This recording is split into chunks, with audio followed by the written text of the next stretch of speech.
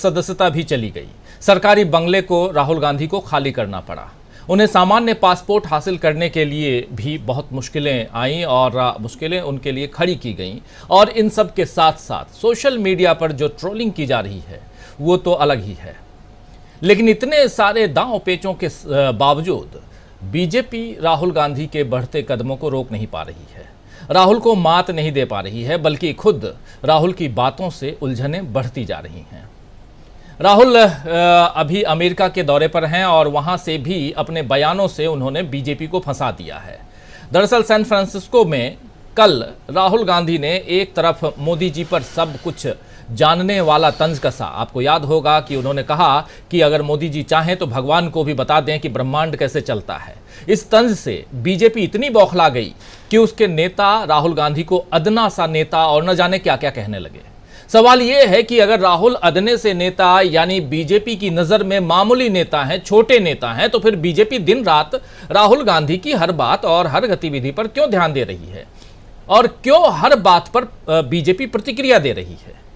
मोदी जी लोकतांत्रिक देश के प्रधानमंत्री हैं, तो जाहिर है कि कुछ लोग उनके विरोध में भी होंगे, कुछ लोग उनके विरोध में बोलेंगे और मोदी जी की खामियों पर बात करेंगे। तो क्या बीजेपी के नेता पीएम नरेंद्र मोदी की आलोचना करने वाले हर व्यक्ति को ऐसे ही जवाब देते रहेंगे जैसे राहुल गांधी को दे रहे हैं? राहुल गांधी के लिए बीजेपी के नेता जिस तरह के बयान देते हैं उससे यही साबित होता है कि बीजेपी के लिए राहुल अदने से नेता नहीं है, बल्कि आज की तारीख में सबसे ज्यादा टक्कर के नेता हैं और ऐसे नेता जिन्हें सीधे मोदी जी के विकल्प के तौर पर देखा जा सकता है। इसीलिए बीजेपी को राहुल से परेशानी होती है। दरअसल राहुल गांधी इस वक्त बिना किसी लाग लपेट के सीधे हकीकत बयां कर रहे हैं। जैसे उन्होंने अमेरिका में बताया कि कैसे उन्हें मानहानि मामले में सबसे ज्यादा सजा मिली और कैसे उनकी सांसदी छीन ली गई। आज ही जब स्टैनफोर्ड यूनिवर्सिटी में राहुल गांधी, जिसकी तस्वीर आप देख रहे हैं, जहां पहुंच रहे हैं राहुल गांधी, भाषण दे रहे हैं राहुल गांधी, जहां आज ही जब उन्होंने इस पर अपनी बात रखी तो उन्होंने कहा कि कैसे मैक्सिमम सजा मुझे मिली, कैसे मेरी सांसदी चली गई। 2004 में मैं जब सांसद बना तो मैंने उम्मीद नहीं की थी कि मेरे साथ ये सब होगा, लेकिन आज राहुल गांधी के पास कुछ भी नहीं है। ये सारी बातें उन्होंने स्टैनफोर्ड यूनिवर्सिटी में वहाँ के छात्रों, वहाँ के स्कॉलर्स, इन लोगों से बात करते हुए, उनके बीच अपनी बात रखते हुए उन्होंने कही। इससे पहले राहुल गांधी ने पैगासस स्पाईवेयर के इस्तेमाल से की जा रही जासूसी का भी जिक्र किया था, लेकिन ये AI यानी आर्टिफिशियल इंटेलिजेंस के ऊपर एक लेक्चर, और उस लेक्चर में उन्होंने अपनी बात रखी थी कि उन्होंने कहा कि कैसे सार्वजनिक संस्थाओं को भारत में कमज़ोर किया जा रहा है। ये सारी बातें पहली बार राहुल गांधी नहीं कही है। पैगासस की बात राहुल गांधी पहले भी कर चुके हैं, देश के लोकतंत्र की बात पहले भी कर चुके हैं। राहुल गांधी ने यही आरोप बीजेपी पर पहले भी लगाया है और अगर बीजेपी इन आरोपों को अगर खारिज कर रही है तो उसे पुख्ता सबूतों के साथ ऐसा करना चाहिए, मगर बीजेपी ऐसा नहीं कर रही है। खारिज तो कर रही है लेकिन सबूत बीजेपी के पास नहीं है। अब बीजेपी कह रही है कि ऑस्ट्रेलिया के प्रधानमंत्री नरेंद्र मोदी को, यानी ऑस्ट्रेलिया के प्रधानमंत्री जो अल्बनीज हैं, वो नरेंद्र मोदी को बॉस कह रहे हैं। वहीं इटली के प्रधानमंत्री ने मोदी को दुनिया के सबसे प्रिय नेता करार दिया है। दुनिया के अन्य नेता भी मोदी जी के नेतृत्व का सम्मान करते हैं। ये तमाम बातें बीजेपी के लोग कह रहे हैं इन दिनों, जब से प्रधानमंत्री नरेंद्र मोदी ऑस्ट्रेलिया से लौट के आए हैं। कांग्रेस इसे, और इतना ही नहीं, इसमें यह भी कहते हैं बीजेपी के लोग कि कांग्रेस इसे पचा नहीं पा रही है, इसलिए राहुल गांधी अनाप शनाप बोल रहे हैं। लेकिन राहुल गांधी अगर अनाप शनाप बोलते हैं, राहुल गांधी अदने से नेता हैं, तो फिर राहुल गांधी पर आप प्रेस कॉन्फ्रेंस क्यों करते हैं? अभी आप देख रहे हैं रविशंकर प्रसाद जी को दूसरे हमारे साइड के स्क्रीन में, जरा इनको सुन लीजिए क्या कुछ कह रहे हैं। आज की बात है और इनके अलावा बहुत सारे नेता जो बीजेपी के हैं वो ऑलरेडी आकर के अपनी अपनी बात रख चुके हैं, लेकिन इन्हीं को सुन लेते हैं। चलिए सुनते हैं। मित्रों, राहुल गांधी विदेश में घूम रहे हैं।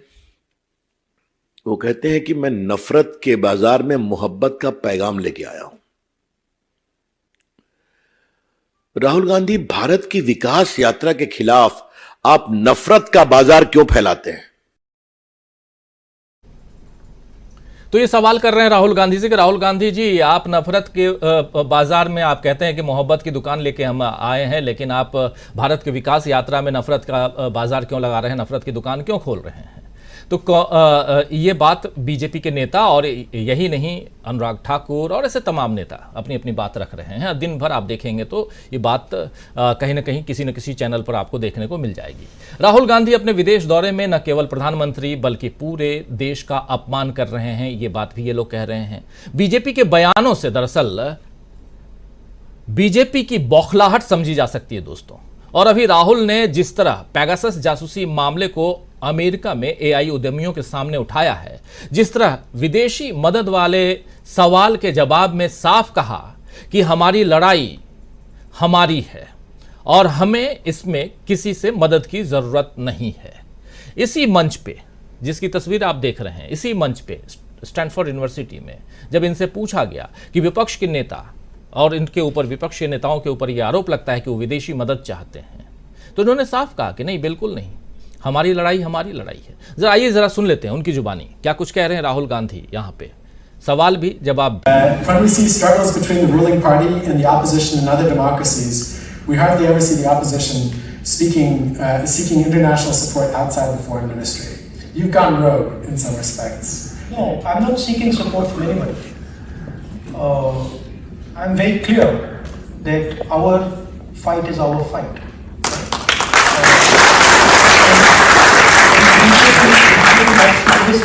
But no, I'm not seeking support from anybody. But there is a group of young students from India here, and I want to have a relationship with them, and I want to talk to them. I think it's my right to do it. I mean, I don't understand why the Prime Minister doesn't come here and do it. Prime Minister Modi, you're welcome at Stanford anytime. You're not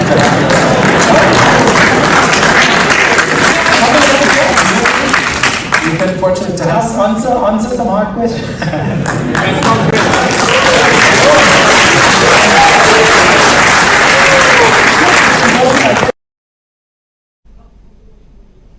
तो दोस्तों आप सुन रहे थे, थोड़ा audio हो सकता है clear ना सुनाई दे, वीडियो थोड़ा ब्लर आपको दिखाई दे रहा हो, लेकिन जो बात यहां राहुल गांधी रख रहे थे वही कि our fight is our fight, हमारी लड़ाई हमारी लड़ाई है, इसमें हमें किसी से मदद की जरूरत नहीं है, दरकार नहीं है। तो इन बातों से बीजेपी और ज्यादा फंस गई है, इसलिए क्योंकि एक तरफ यहां कह रहे हैं कि प्रधानमंत्री नरेंद्र मोदी जब विदेश जाते हैं तो वहां उनको बॉस कहा जाता है, और यहां राहुल गांधी जब विदेश जाते हैं तो राहुल देश का अपमान करते हैं। तो आइए दोस्तों, ऐसी बहुत सारी चीजें हैं, लेकिन उसके अलावा आप रविशंकर प्रसाद को सुन रहे थे। विपक्षी खेमे में राहुल गांधी की इस यात्रा से काफी उत्साह है और विपक्षी खेमा काफी खुश है। तमाम विपक्षी दल राहुल की इस यात्रा और राहुल की साफगोई से बहुत ज्यादा खुश नजर आ रहे हैं और उत्साहित नजर आ रहे हैं।